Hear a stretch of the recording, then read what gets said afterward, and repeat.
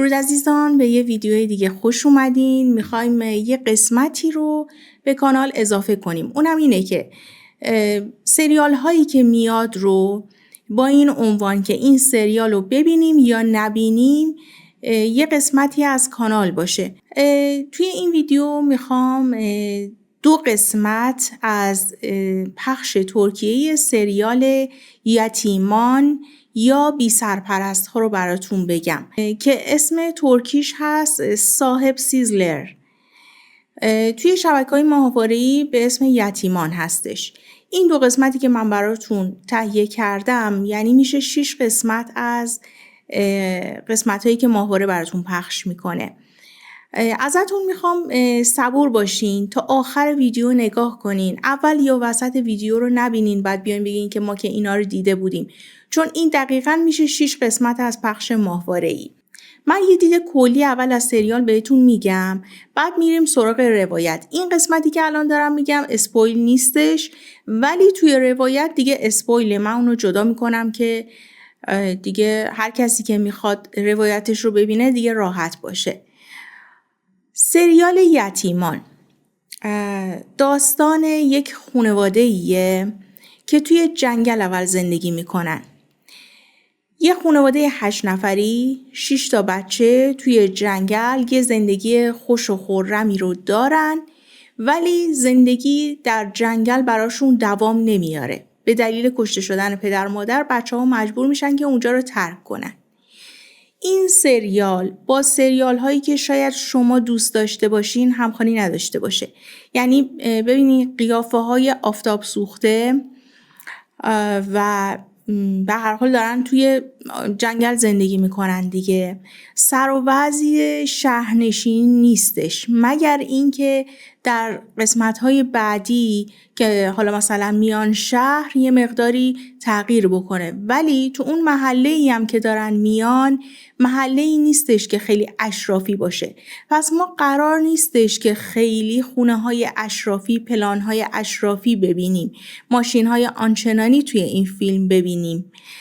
و اگر شما یه سریالی رو دوست دارین که احساسی باشه، پر از جزئیات باشه و وقتی که مثلا میشین میبینین تمام حس و حال شخصیت ها رو درک بکنین، این سریال برای شما سازگاری داره. تقریبا میتونم بگم مثل سریال خواهر و برادران میتونه باشه. بریم روایت سریال رو ببینیم. من آخرش بهتون میگم که چه امتیازی بهش میدم، چون که باید یه قسمتایی رو براتون تعریف بکنم و بعد بهتون بگم که این قسمت‌ها رو دوست داشتم یا نه. سریال یتیمان داستان خانواده‌ای که توی جنگل زندگی میکنن و 6 تا بچه دارن و مایحتاج زندگیشون رو از زنبورداری و عسل فروختن برطرف میکنن. ولی چیزی که داستان رو پیچیده میکنه اینه که مادر و پدر این بچه‌ها زمانی که میخواستن با هم ازدواج کنن یه مانعی سد راهشون بوده. اونم کسی بوده که مادر بچه‌ها رو زن خودش میدونسته و وقتی که میفهمه دختر مورد علاقش میخواد فرار کنه اونو با خودش میبره و بهش تجاوز میکنه.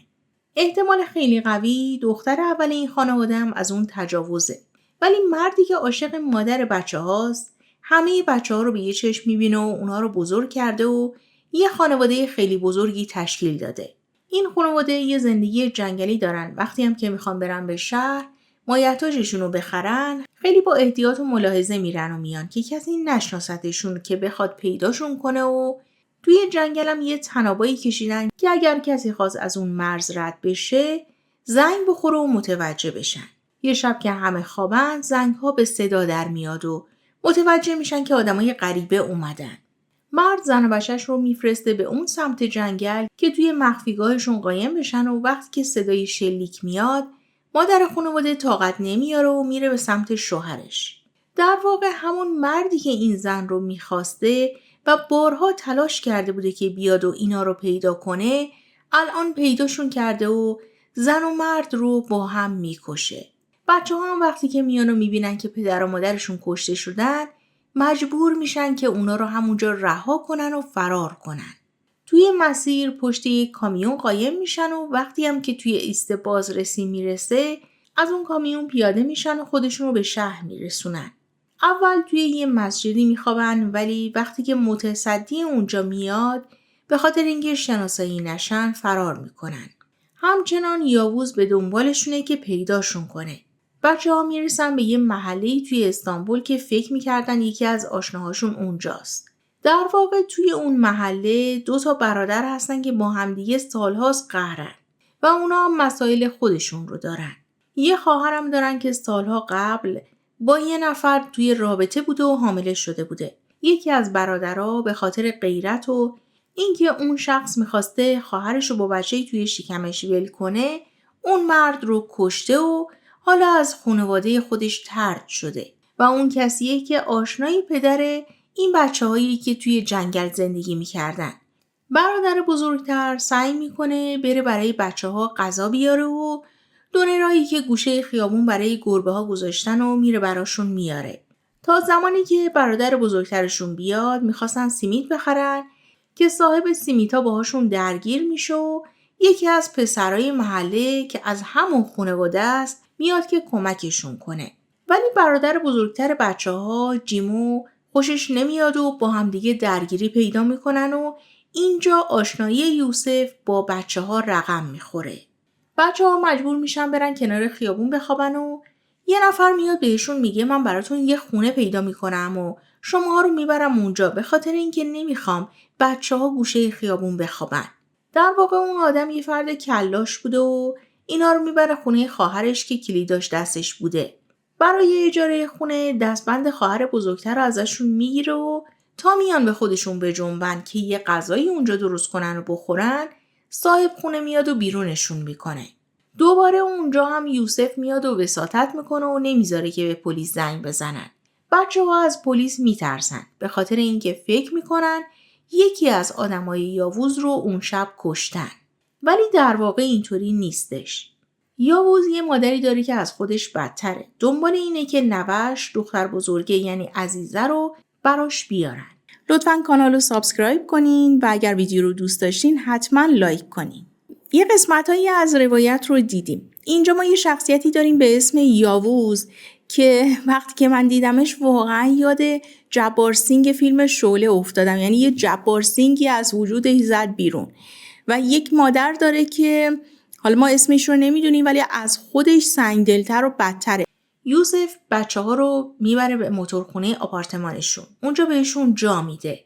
زلیخا دختر دومی خانواده توی جنگل با یه پسری دوست شده بوده و وقتی که پدر و مادرشون میمیرن اون شب متوجه میشه که ردشون رو از اون پسره گرفته بودن. موقعی هم که فرداش داشتن فرار میکردن پسره رو میبینه که زیر چشمش کبوده. این موضوع رو خواهر کوچکترش هم میدونه و به روش میاره. پدر یوسف یه مرد عیاشیه که زنش و خانواده‌شو اذیت میکنه. خواهرش رو اذیت میکنه ولی تنها با مادرش خوبه و اون دستبند رو از اون مرد که خودش رو املاکی جا زده بوده به عنوان قرضش میگیره و میاره دست مادرش میکنه. بچه‌ها توی اون موتورخونه خیلی سختی میکشن. فردای اون روز میبینن که خواهر کوچیکترشون تب کرده. زلیخا با یوسف میرن براش از عطاری دارو میارن. برادر بزرگشون هم میره دنبال کار و توی خیابون دختر عمه یوسف رو میبینه که پسرها دارن اذیتش میکنن و بالاخواهش در میاد. دختر عمه یوسف هم که اصلا از این موضوع خوشش نیامده بوده بهش میگه به تو ربطی نداره. جیمو میره دنبال کار. اونجا بهش غذا میدن و برای خواهراش میاره و دخترها هم توی حیاط کاهو و اینجور چیزا پیدا میکنن و سالاد درست میکنن. دختر عمه یوسف نمیدونه که پدرش اصلا اونو نمیخواسته و میخواسته مادرش رو هم ترک کنه و به خاطر همین داریش اومده پدرش رو کشته. وقتی که از بچه‌های توی خیابون میشنوه که بهش میگن حرومزاده خیلی عصبانی میشه و میاد سر داییش داد و بیداد میکنه و میونش با جودت که آشنای بابای اون بچه‌ها هم هست خوب نیست. یوسف سعی میکنه مادر بزرگش رو راضی کنه که اون دستبند رو بهش بده یا اینکه یه جای امن بذاره که بعدم بتونه بره برداره و بده به بچه‌ها، ولی مادر بزرگش بهش اعتماد نمیکنه. فاضلاب موتورخونه خراب میشه و لوله ها میترکه و بچه‌ها هم خیلی به سختی میافتن. وقتی که بوی اونجا میزنه بالا مادر یوسف میره پایین که ببینه چه خبره. بچه‌ها رو اونجا میبینه و میخواد بیرونشون کنه. یوسف وساطت میکنه و مادرش میگه فقط 2 روز اینجا بمونن وگرنه میرم به پدرت میگم. بچه‌ها میرن بیرون که یه مقداری خودشون رو مرتب کنن و بشورن و جیمو میره دنبال کار و عزیزم میگه من برم اون آشنامون رو پیدا کنم. از اونورم یاووز رد اون کسی که از پدر بچه‌ها عسل میخریده رو پیدا کرده. 2 تا بچه آخری ها که یه پسر و یه دختر هستن میرن توی کوچه و پسر بچه شروع میکنه با بچه‌های دیگه به فوتبال بازی کردن. دختر بچه هم رد یه پروانه رو میگیره و یه مقدار دورتر میشه و یه دیوونه ای توی اون محل هست که بچه رو با خودش برمیداره و میبره توی خونش. جیمو هم اون مردی رو که خودش رو املاکی جا زده بوده رو توی خیابون میبینه و باهاش دست به یقه میشه و کتک کاری میکنن و کار به پلیس میکشه. جیمو فرار میکنه و میاد مغازه جودت و میگه تو رو خدا منو پناه بده و منو لو نده، من کاری نکردم.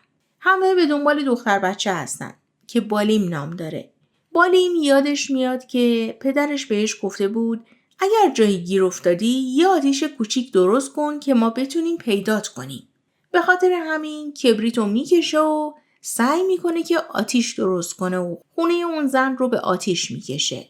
عزیزه وقتی که توی ترمینال پیگیر اون آشناشون میشه و مصر میشه که باهاش صحبت کنه، از اونجا به اون مرد زنگ میزنن و یاووز هم که اون مرد رو حسابی کتک زده بوده گوشیشو جواب میده و متوجه میشه که اونور خط دختر خودش عزیزه هستش.